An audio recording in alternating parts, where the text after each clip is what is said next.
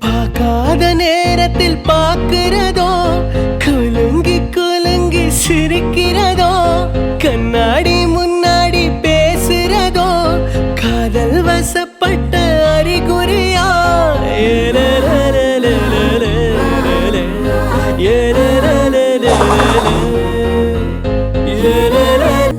யாயும் நியாயும் யாராகியரோ எந்தையும்